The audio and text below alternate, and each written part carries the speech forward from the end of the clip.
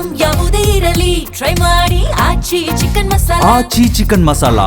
ರಾಜ್ಯ ಕಾಂಗ್ರೆಸ್ ಪಾಳಿಯ ಬೆಚ್ಚಿ ಬೀಳುವಂತಹ ಒಂದು ರಿಪೋರ್ಟ್ ನಾಯಕರ ಕೈ ಸೇರಿದೆಯಂತೆ. ಯಾವುದಕ್ಕೆ ಸಂಬಂಧಪಟ್ಟಂತೆ ಅಂತ ನೀವು ಪ್ರಶ್ನೆ ಮಾಡಬಹುದು. ಇತ್ತೀಚೆಗೆ ನಮ್ಮ ರಾಜ್ಯದಲ್ಲಿ ದಾವಣಗೆರೆ ದಕ್ಷಿಣಕ್ಕೂ ಕೂಡ ಉಪಚುನಾವಣೆ ಆಯಿತು, ಬಾಗಲಕೋಟೆ ವಿಧಾನಸಭಾ ಕ್ಷೇತ್ರಕ್ಕೂ ಕೂಡ ಉಪಚುನಾವಣೆ ಆಗಿದೆ.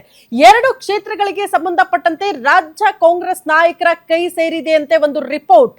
ಆ ರಿಪೋರ್ಟ್ ಅನ್ನ ನೋಡಿ ರಾಜ್ಯ ನಾಯಕರು ಬೆಚ್ಚಿ ಬಿದ್ದಿದ್ದಾರೆ ಅನ್ನೋದರ ಡೀಟೇಲ್ ಸಿಗ್ತಾ ಇದೆ. ಹಾಗಾದ್ರೆ ರಾಜ್ಯ ಕಾಂಗ್ರೆಸ್ ನಾಯಕರ ಕೈ ಸೇರಿರುವ ರಿಪೋರ್ಟ್ ನಲ್ಲಿ ಇರುವಂತಹ ಅಂಶ ಏನು, ಎರಡು ಕ್ಷೇತ್ರಗಳ ಭವಿಷ್ಯ ಕಾಂಗ್ರೆಸ್ಗೆ ಏನಾಗುತ್ತೆ ಅನ್ನೋದು ಕುತೂಹಲ. ಆ ಕುತೂಹಲಕ್ಕೆ ಉತ್ತರ ಈ ರಿಪೋರ್ಟ್ ಹೇಳ್ತಾ ಇದೆಯಂತೆ.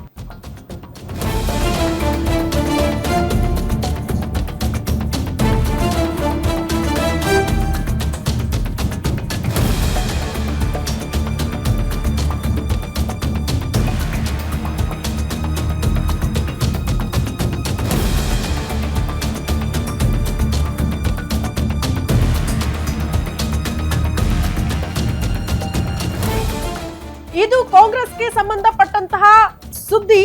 ಅದು ಕೂಡ ಒಂದು ರಿಪೋರ್ಟ್ ರಾಜ್ಯ ಕಾಂಗ್ರೆಸ್ ನಾಯಕರ ಕೈ ಸೇರಿದೆ. ಬೈ ಎಲೆಕ್ಷನ್ ಅಖಾಡದಲ್ಲಿ ಏನಾಗುತ್ತೆ, ಎರಡು ಕ್ಷೇತ್ರಗಳ ಭವಿಷ್ಯ. ದಾವಣಗೆರೆ ಬಾಗಲಕೋಟೆಯಲ್ಲಿ ಕೈ ಕೊಟ್ರ ಗೃಹಲಕ್ಷ್ಮಿಯರು, ಉಪಚುನಾವಣಾ ಕಣದಲ್ಲಿ ಕೈ ಬಿಟ್ರ ಮಹಿಳಾ ಮತದಾರರು ಅನ್ನೋದು ಪ್ರಶ್ನೆ. ಗ್ಯಾರಂಟಿ ಪಾಲಿಟಿಕ್ಸ್ಗೆ ಗುಡ್ ಬೈ ಹೇಳುತ್ತಾ ಕಾಂಗ್ರೆಸ್ ಅನ್ನೋದು ಕುತೂಹಲವನ್ನ ಕೆರಳಿಸ್ತಾ ಇದೆ. ಗ್ಯಾರಂಟಿ ನ್ಯೂಸ್ ನಲ್ಲಿ ಗ್ಯಾರಂಟಿ ಶಾಕ್, ಬಿಗ್ ಎಕ್ಸ್ಕ್ಲೂಸಿವ್ ಮಾಹಿತಿಯನ್ನ ನಿಮ್ಮ ಮುಂದೆ ಇಡ್ತಾ ಇದ್ದೀವಿ. ಹಾಗಾದ್ರೆ ಎರಡು ಕ್ಷೇತ್ರಗಳಿಗೆ ಸಂಬಂಧಪಟ್ಟಂತಹ ರಿಪೋರ್ಟ್ ನಲ್ಲಿ ಉಲ್ಲೇಖ ಆಗಿರುವಂತಹ ಅಂಶ ಏನು, ಯಾಕೆ ರಾಜ್ಯ ಕಾಂಗ್ರೆಸ್ ನಾಯಕರು ಬೆಚ್ಚಿ ಬಿದ್ದಿದ್ದಾರೆ ಅಂತ ಹೇಳ್ತಾ ಇದ್ದೀವಿ ಅಂದ್ರೆ ಆ ಕುರಿತ ಡೀಟೇಲ್ಸ್ ಇದು.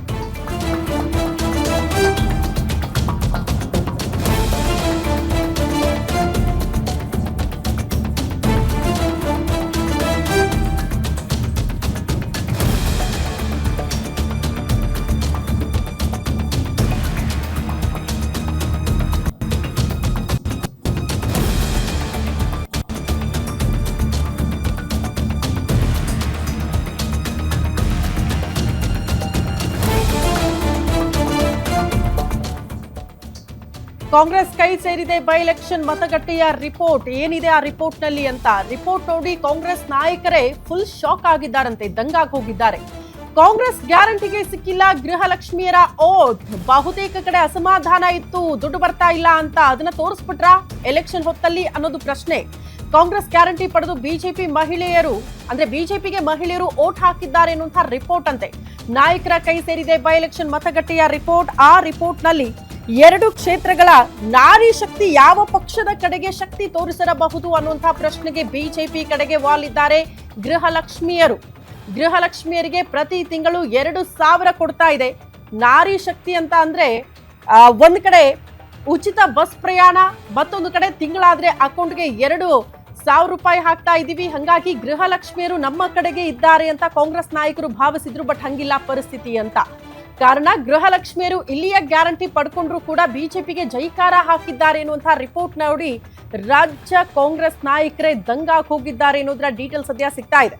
ಹಂಗಾಗಿ ಉಪಚುನಾವಣೆಯಲ್ಲಿ ಕಾಂಗ್ರೆಸ್ಗೆ ಏನ್ ವರ ಆಗಬಹುದು ಅನ್ನುವಂತಹ ಪ್ರಶ್ನೆಗೆ 50-50 ಅನ್ನುವಂತಹ ರಿಸಲ್ಟ್ ಸಿಗಬಹುದು ಅನ್ನುವಂತಹ ರಿಪೋರ್ಟ್ ಕಾಂಗ್ರೆಸ್ ನಾಯಕರ ಕೈ ಸೇರಿದೆ. ಹಂಗಾಗಿ ನಾಯಕರು ಈ ರಿಪೋರ್ಟ್ ನೋಡಿ ಸ್ವಲ್ಪ ಮಟ್ಟಿಗೆ ಶಾಕ್ಗೆ ಒಳಗಾಕಿದ್ದಾರೆ ಎನ್ನುವುದರ ಡೀಟೇಲ್ ಸಿಗ್ತಾ ಇದೆ.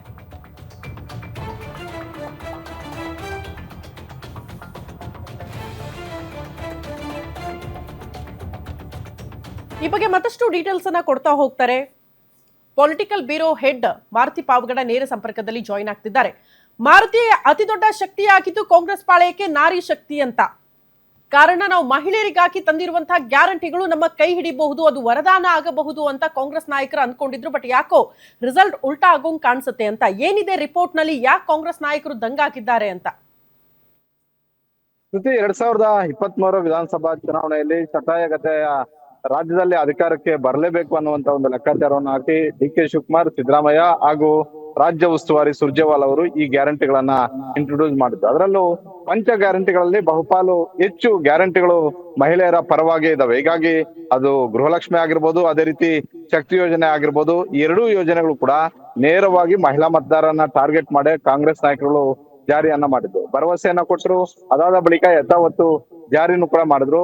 ಆದ್ರೆ 2023 ವಿಧಾನಸಭಾ ಚುನಾವಣೆಯಲ್ಲಿ ಮಹಿಳಾ ಮತದಾರರು ಹೆಚ್ಚಾಗಿ ಕಾಂಗ್ರೆಸ್ ಅಭ್ಯರ್ಥಿಗಳನ್ನ